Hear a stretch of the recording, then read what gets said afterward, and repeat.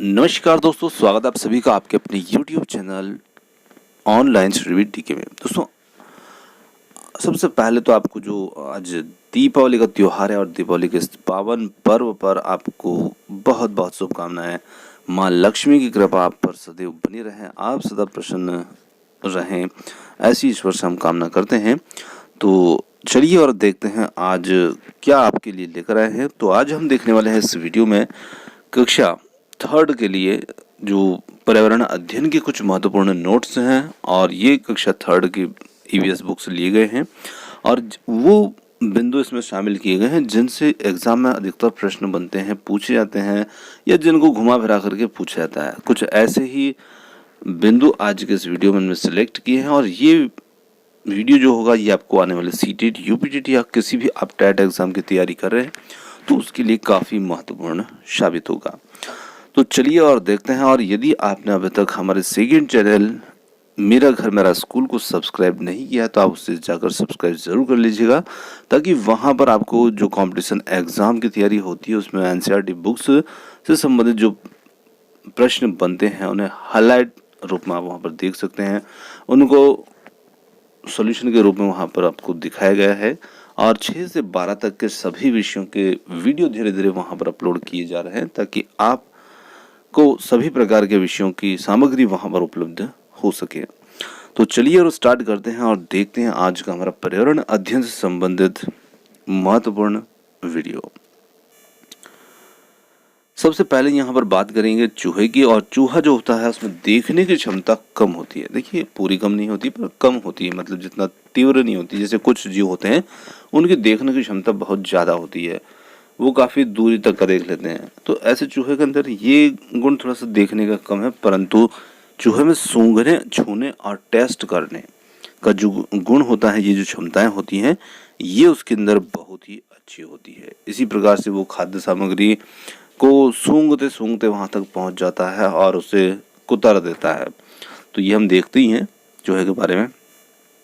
चलिए अगले पॉइंट की बात करते हैं। नागपुर के जो लोग होते हैं दाल में चीनी डालते हैं, मतलब दाल वहाँ जो पकाई जाती है। अब देखिए यहाँ पर इस पॉइंट को क्यों शामिल किया गया है, तो जब भी हम देखते हैं कि जो हमारा ईवीएस होता है उसमें क्वेश्चन जब पूछते हैं ना, तो वो पूरे हमारे भारत के जो राज्य हैं, क्षेत्र हैं, सभी से संबंधित ज्ञान हमें पता होना चाहिए, और कहीं से किसी भी प्रकार के व्यंजन या खाद्य पदार्थों के बारे में भी प्रश्न पूछे जाते हैं।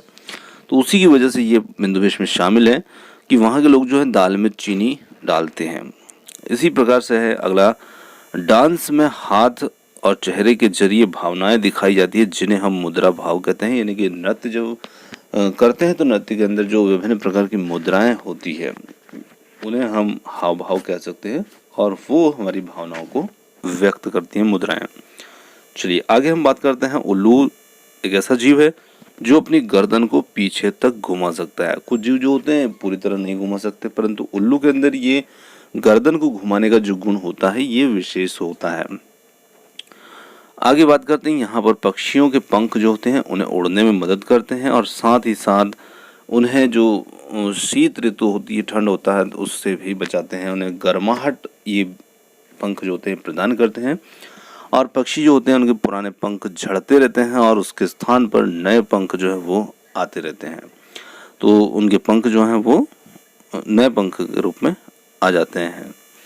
आगे बात करते हैं ब्रेल लिपि। और ब्रेल लिपि अपने आप में एक महत्वपूर्ण टॉपिक है, और यहाँ से अधिकतर प्रश्न आपको देखने को मिलते हैं। सीटेट के अंदर पूछ लिया जाता है किसने ये लिपि दी है, कितने बिंदु होते हैं, किसके लिए दी है, इस प्रकार से। तो ये सारी बातें इसमें आपको क्लियर हो जाएंगी। देखिए, ब्रेल लिपि जो होती है एक मोटे कागज पर लिखी होती है, जिसमें नुकीली चीज से बिंदुओं को उभारा जाता है, और बिंदु को जो उभारते तो उन्हें हाथ से, उंगलियों से स्पर्श करके पढ़ा जाता है। तो ब्रेल लिपि में उभरे हुए बिंदुओं को उंगलियों के सहारे से पढ़ा जाता है। और ब्रेल लिपि लिखावट जो होती है उन लोगों के लिए होती है जो आंखों से देख नहीं सकते, वही बिंदुओं को छू करके समझते हैं कि इसमें क्या लिखा गया है।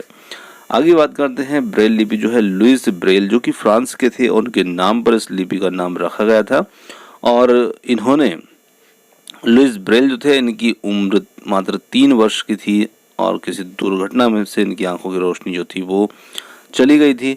साथ ही साथ इन्हें पढ़ने में बहुत ही रुचि थी और इसी वजह से इन्होंने पढ़ने के लिए विभिन्न तरीके ये खोजने लगे, सोचने लगे और कई समय के बाद इन्होंने एक ऐसा तरीका निकाला, उसी को ब्रेल स्क्रिप्ट के नाम से जाना जाता है, जिससे कि जो लोग देख नहीं सकते वो भी पढ़ सकते हैं। तो देखिए इनकी रुचि जो थी वो पढ़ाई में काफ़ी ज़्यादा थी और इसी वजह से इन्होंने खुद पढ़ने के लिए इस तरीके को खोज निकाला।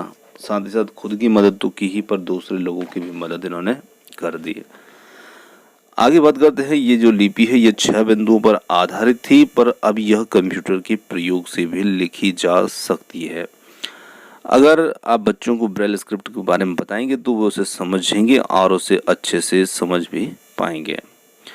आगे बात करते हैं, शुरुआत में जो बर्तन होते थे वो चिकनी मिट्टी के बनाए जाते थे और आगे यहाँ पर श्रीनगर से संबंधित पॉइंट है, जैसे कहवा चाय जो होती है बनाई जाती है किस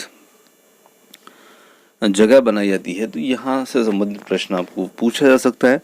तो कहवा जो है ये श्रीनगर में प्रसिद्ध कहवा चाय जो है ये बनाई जाती है। इसी प्रकार से डल झील के बारे में प्रश्न आता है और डल झील जो है, डल लेक, ये भी श्रीनगर में स्थित है।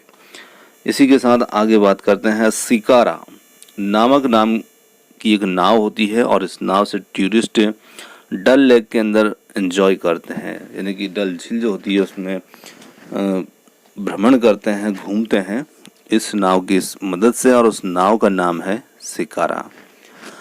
हाउस बोट ये भी श्रीनगर में पाई जाने वाली एक प्रकार की बोट ही है। आगे बात करते हैं, पक्षी कीड़ों को खाकर फलों को कीड़ों से सुरक्षित रखते हैं, उन्हें बचाते हैं। तो इस प्रकार से पक्षी जो हैं फलों को सुरक्षा प्रदान करते हैं, कीड़ों से बचाते हैं। आगे बात करते हैं, बज्जू नामक गांव जो है ये राजस्थान में है और मैप को समझने के लिए सिंबल्स की समझ हमें होना जरूरी होती है। रीयूज वाटर के बारे में डिस्कशन कराने से बच्चों में जल संरक्षण के प्रति जागरूकता आएगी। तो देखिए अब रीयूज का मतलब है जैसे कि हम पानी को दोबारा कैसे उपयोग कर सकते हैं, किस प्रकार से उसका एक ही पानी का बार बार उपयोग किया जा सकता है। जैसे कि मान लीजिए आप नहाए तो उस पानी को आप, यदि वो पानी थोड़ा साफ है तो उससे आप किसी चीज़ को धोने में उपयोग कर सकते हैं, पौधों में डाल सकते हैं। इस प्रकार से पानी का रीयूज करना है। तो इसके बारे में जब चर्चा करेंगे बच्चों से तो उनमें जल संरक्षण के प्रति बच्चे जागरूक बनेंगे। आगे बात करते हैं, हांगकांग में सांप खाए जाते हैं और इसके सूप को लिंग हु फैन कहते हैं। ये बहुत ही महत्वपूर्ण बिंदु है। देखिए सांप का जो व्यंजन होता है, इस प्रकार से प्रश्न पूछा जाता है कि सांप का प्रसिद्ध व्यंजन जो है ये कहाँ पर भोजन के रूप में उपयोग किया जाता है और उस व्यंजन का नाम क्या है। तो उस व्यंजन का जो नाम है वो है लिंग हु फैन और ये कहाँ पर खाए जाते हैं, तो हांगकांग में खाए जाते हैं सांप। आगे बात करते हैं, कश्मीर में सरसों के तेल में मछली को पका करके खाया जाता है और इसी के साथ साथ जबकि गोवा में नारियल के तेल में मछली को पकाया जाता है। तो दो अलग अलग जगह हैं और अलग अलग प्रकार के तेलों में उसे पकाया जाता है और ये पकाने का जो तरीका होता है यहाँ के वातावरण पर डिपेंड करता है। जैसे कि जम्मू कश्मीर है तो वहाँ का वातावरण ठंडा रहता है, तो वहाँ पर गर्म तेल को खाने में प्रयोग में लाया जाता है, सरसों के तेल को। इसी प्रकार से गोवा है तो वहाँ पर नारियल के तेल में मछली को पकाया जाता है। टेपियोका एक प्रकार का फल है जो कि केरल में उबाल करके खाया जाता है, तो ये एक प्रकार का फल है। वल्चर या गिद्ध जो होते हैं ये मरे हुए जानवरों को खाते हैं और इस प्रकार से उन्हें खा करके हमारा जो पर्यावरण होता है, वातावरण होता है, उसमें उस जीव को समाप्त करते हैं। हमिंग बर्ड जो है ये सबसे छोटा पक्षी होता है एक प्रकार का और इसकी चोंच जो होती है सुई की नोक के जैसी होती है, तो ये सबसे छोटा पक्षी भी होता है। आगे बात करते हैं, कबूतर की चोंच गुलाबी और पंख ग्रे रंग के हुआ करते हैं। असम के अंदर घर जो है जमीन से 10-12 फुट ऊपर होते हैं और बांस के बनाए जाते हैं और घर के अंदर भी लकड़ियों का प्रयोग ही होता है। आगे बात करते हैं, असम में घर को ऊंचाई पर बनाए जाने का कारण यह है कि असम में भारी बारिश होती है और जिसके कारण घर में पानी भरने का खतरा बना रहता है, तो इसी की वजह से वहाँ पर घर जो है थोड़ी ऊंचाई पर बनाए जाते हैं। अगला पॉइंट है यहाँ पर मनाली में पत्थर और लकड़ी दोनों प्रकार के घर बनते हैं और यह बारिश के साथ साथ बर्फ भी पड़ती है। देखिए बारिश तो यहाँ होती है पर बर्फ भी होती है। इस प्रकार से यहाँ पर लकड़ी और पत्थर दोनों प्रकार की चीज़ों से घर बने हुए दिखते हैं। आगे बात करते हैं राजस्थान में मड जो कि एक प्रकार की गीली मिट्टी है के घर बनाए जाते हैं और छत झाड़ियों से बनती है। तो गीली मिट्टी से यानी कि कच्चे घर बनाए जाते हैं और उनकी छत जो है झाड़ियों से बनाई जाती है। राजस्थान के लोग जो होते हैं टैंक को टांका भी कहते हैं। अब देखिए टैंक या टांका क्या होता है, तो ज़मीन के अंदर पानी को इकट्ठा करने के लिए हम एक पक्का टैंक बनाते हैं, तो उसी को राजस्थान के अंदर जो है वो टांका या टैंक भी कहा जाता है। चलिए आगे बात करते हैं। राजस्थान के लोग जो हैं अपने घर के आंगन में गड्ढा बनाते हैं और राजस्थानी लोग जो हैं छत को ढलानदार बनाते हैं जिससे वह बारिश के पानी को इकट्ठा करते हैं और उसका उपयोग वो दैनिक जीवन में करते हैं, क्योंकि वो एक ऐसा राज्य है जहाँ पर वर्षा कम होती है और उस वजह से वहाँ पर पानी की समस्या बनी रहती है। तो इस प्रकार से लोग वहाँ पर बरसात के पानी को अपने घरों के अंदर आंगन में गड्ढों में ऐसे संरक्षित करते हैं, उसे इकट्ठा कर लेते हैं और बाद में उसका उपयोग जो है वो करते रहते हैं। तो उसी को हम टांका टैंक बोलते हैं। आगे हम बात करते हैं बच्चों को क्लासिफिकेशन स्किल से सीख सकते हैं अगर उन्हें कुछ कैटेगराइज करना हो, वर्गीकरण करने को कहा जाए, जैसे कि कुछ जंतुएं, जानवर, वस्तुएं आदि। तो इस प्रकार से हम देखते हैं कि जो ईवीएस हमारी पाठ्यपुस्तक होती है उसके अंदर पाठ के अंत में या पाठ के बीचों में, मध्य में ही जब हमारी विषय वस्तु चल रही होती है वहाँ पर भी इस प्रकार के वर्गीकरण बच्चों के लिए उपलब्ध होते हैं। और इस गतिविधि को देने का जो उद्देश्य होता है यही होता है कि बच्चे जो हैं वर्गीकरण करना सीख जाएं, अलग अलग वस्तुओं का जो समूह है वो बनाना सीख जाए। इसी के साथ बच्चों को अपने आसपास की सूचनाएं एकत्रित करने के लिए मोटिवेट या प्रोत्साहित किया जा सकता है, क्योंकि वे आसपास के वातावरण से ज़्यादा अच्छे से सीखते हैं। अब ये गतिविधियाँ भी पाठ्यपुस्तक में पाठ के अंदर दी हुई होती है और जब हम पाठ्यपुस्तक को देखते हैं तो हमें ये समझना चाहिए कि ये गतिविधि आखिर इसका उद्देश्य क्या है इसको देने का। तो देखिए उसमें सूचनाएं एकत्रित करने से संबंधित भी होती है, तो बच्चों को सूचनाएं एकत्रित करना, डाटा कलेक्शन करना, इस प्रकार की गतिविधियों से इस प्रकार के स्किल्स को उनके अंदर जागरूक किया जा सकता है और जिससे बच्चों को अपने आसपास के वातावरण को ज़्यादा अच्छे से सीखने का अवसर भी मिलता है। बच्चों को प्रकृति को ऑब्जर्व करने का अवसर दे, न कि केवल कक्षा में ही प्रकृति के बारे में बताएं। अब देखिए बच्चों को बहुत अच्छा बिंदु है प्रकृति को समझने, उसे ऑब्जर्व करने का अवसर जरूर देना चाहिए, न कि सिर्फ हम एक क्लासरूम के अंदर बैठकर ही सारी प्राकृतिक चीज़ों के बारे में उसको बताएंगे तो वो सिर्फ सुन लेगा, उन चीज़ों को ऑब्जर्व महसूस नहीं कर पाएगा किस प्रकार की होती हैं। तो उसे बेहतर सिखाने के लिए उस प्रकार के वातावरण, उस प्रकार के परिवेश में उसे ले जाना ज़रूरी होता है। तो इस प्रकार से बच्चों को प्रकृति के बारे में सक्रिय प्रतिभागी बनाने या उसमें प्रकृति के प्रति प्यार और जागरूकता बढ़ाने में इस प्रकार का अवसर हम उसे दे सकते हैं। आगे हम बात करते हैं शिक्षक कक्षा में बच्चों को बाहरी दुनिया से जोड़कर चीज़ों को पढ़ा सकते हैं, जिससे वे बच्चों को ज़्यादा समझ में आता है कि चीज़ों को दुनिया से जोड़कर देख पाते हैं। तो इस प्रकार से बच्चों को बाहरी दुनिया से जोड़ना ज़रूरी होता है। इस पॉइंट से संबंधित कई बार प्रश्न आते हैं और पूछे भी जा चुके हैं। तो ये समझना है कि बच्चों को बाहरी दुनिया से जोड़ना ज़रूरी होता है, जिससे कि वो ज़्यादा उसे समझ पाए।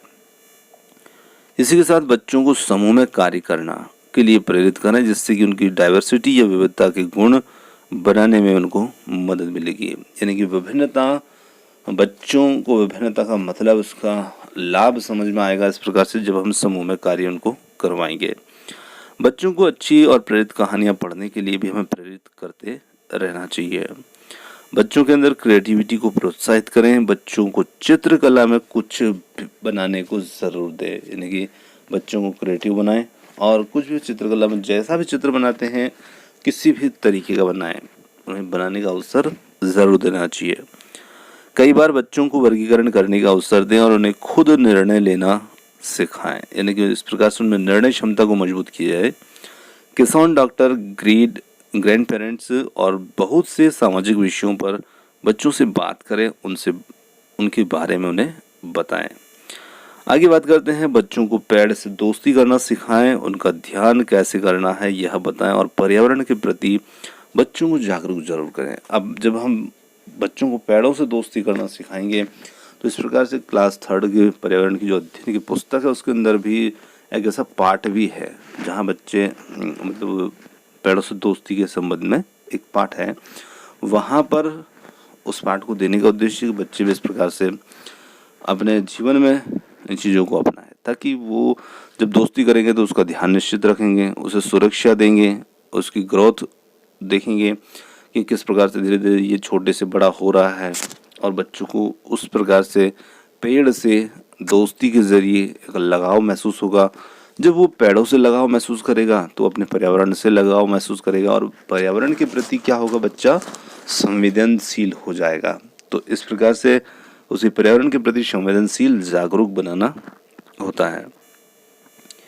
बच्चों को अपने देश की संस्कृति, रीजनल सॉन्ग्स, नृत्य, इन सभी विषयों की जानकारी दें और उनमें और ज़्यादा जानने की उत्सुकता जगाएं। अब जैसे हमारे देश की जो संस्कृति है उसमें हमारे जो क्षेत्रीय गीत है, संगीत है, नृत्य हैं, उन सभी की जानकारी बच्चों को देना चाहिए, जिनसे कि वो ज़्यादा से ज़्यादा हमारे देश की संस्कृति और रीति रिवाज जो भी हैं उनको वो समझ पाएँ और उनमें उत्सुकताएं जगा सकते हैं। इस प्रकार से बच्चों को आसानी से यूज़ होने वाले रिसोर्सेज के बारे में बताएं, उनको बढ़ावा दें। तो जो भी रिसोर्सेज हैं जिन्हें हम आसानी से यूज़ कर पाते हैं उनके बारे में ज़रूर बच्चों को बताना चाहिए, और किस प्रकार से वो रिसोर्सेज जो हैं कुछ सीमित हैं, कुछ असीमित हैं, उनके बारे में भी हमें बच्चों को बताना चाहिए। बच्चों को उनके अनुभवों से जोड़कर चीज़ों को समझाएं और बच्चों को खुद को एक्सप्रेस करने का मौका ज़रूर दें। यानी कि बच्चों को उनके अनुभव से जोड़े, किस प्रकार का अनुभव वो पहले कर चुके हैं, किस प्रकार के अनुभव के साथ वो हमारे साथ कक्षा में बैठे हुए हैं। तो इस प्रकार से उन चीज़ों को जोड़कर बच्चों को समझाएं, और जब भी उन्हें अपने अनुभव को व्यक्त करने का अवसर देना चाहिए, जिससे कि हम उनके अनुभव को भी समझ पाएँ। बच्चों को जेंडर इशू पर डिस्कशन करें। जेंडर इशू से मतलब यहाँ पर जीजस इशू नहीं है, ये इशू मतलब कि कारण है, जो जेंडर लिंग भेद होता है उससे संबंधित पॉइंट है, उस पर बच्चों से चर्चा करें और उनको बताएं। बच्चों को पक्षियों के बारे में बताएं। बच्चों को मैप पर जगह कैसे ढूंढना है ये सब सिखाएं, और मैप कैसे देखना है उसकी जानकारी दें। बच्चों को बताएं जैसे गेम में नियम होते हैं या बनाए जाते हैं, वैसे ज़िंदगी में भी अच्छे नियम बनाएं और उनका पालन करें। जिस प्रकार से हम कोई खेल खेलते हैं तो उस खेल के कुछ नियम होते हैं, उसी प्रकार से हमारे जीवन के, हमारी ज़िंदगी के भी कुछ नियम बनाएं और उन नियमों पर चलें, उनका पालन करें, ताकि जिस प्रकार से हम गेम में नियमों का पालन करके खेल जीत सकते हैं, उसी प्रकार से हम ज़िंदगी में बहुत आगे बढ़ सकते हैं, बहुत सफल हो सकते हैं, यदि हम हमारी ज़िंदगी के लिए जो अच्छे नियम हमने बनाए हैं उन पर चलेंगे, उनका पालन करेंगे। तो बच्चों को फूलों के बारे में, उनको कैसे पहचानना है, उनकी विशेषताएं बताएं।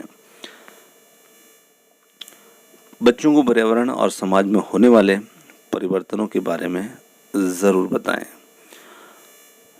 बच्चों के साथ खाने पीने का प्रोग्राम ऑर्गेनाइज करवाएं, जिससे कि बच्चे आपके साथ खुलकर बातचीत कर सकें। बच्चों को सिखाएं कि वो अपने पड़ोसी, अपने से बड़े लोगों और छोटे लोगों से कैसे बात करें। अब ये पॉइंट बहुत अच्छा पॉइंट है कि भाई हम बच्चों को इस प्रकार की शिक्षा दें कि वो अपने से बड़ों लोगों से या परिवार के पड़ोसी लोगों से किस प्रकार से बातचीत करके पेश आए। बच्चों को इतिहास के बारे में जानकारी दें। बच्चों को सुरक्षात्मक नियम सिखाएं, जैसे आग से कैसे बचना है, इस प्रकार की जानकारी बच्चों को ज़रूर दें। बच्चों को प्रतिशतता का प्रयोग आम जिंदगी में होने वाली चीज़ों के माध्यम से बताएं, जिससे कि वो उसे आसानी से समझ सके। परसेंटेज जो होता है वो हम देखते हैं बड़ी क्लासों में लागू होता है, परंतु उसे हम छोटी क्लास में कुछ ऐसे उदाहरणों से भी बच्चों को समझा सकते हैं, जिससे कि वो उसे आसानी से समझ पाएँ। बच्चों को टेम्परेचर या तापमान के बारे में जानकारी प्रदान करें, जिससे कि वो तापमान के बारे में कुछ समझ विकसित कर पाएँ। और कुछ ऐसी बहुत सी चीज़ों के बारे में बताएं जो बच्चे आसानी से सीखें, तो कुल मिलाकर कहने का मतलब यहाँ पर होता है कि आप जो भी जटिल चीज़ें हैं जो बच्चे बड़ी क्लास में सीखते हैं उन चीज़ों को आप छोटी क्लास के बच्चों को भी आसानी से कुछ ऐसे उदाहरणों के साथ पेश करें जिससे कि वो उन चीज़ों को समझ उनके अंदर विकसित हो जाए। तो ये था आज का हमारा इस पर्यावरण अध्ययन से संबंधित महत्वपूर्ण नोट्स का वीडियो। और यहाँ पर वीडियो आपको कैसा लगा कमेंट्स करके ज़रूर बताइएगा, और वीडियो पसंद आया हो तो वीडियो को लाइक शेयर और चैनल को सब्सक्राइब करना मत भूलिएगा। और आपने हमें जितना देर सुना उसके लिए बहुत बहुत धन्यवाद। Thank you so much. मिलते हैं जल्दी एक और नई किसी वीडियो के साथ।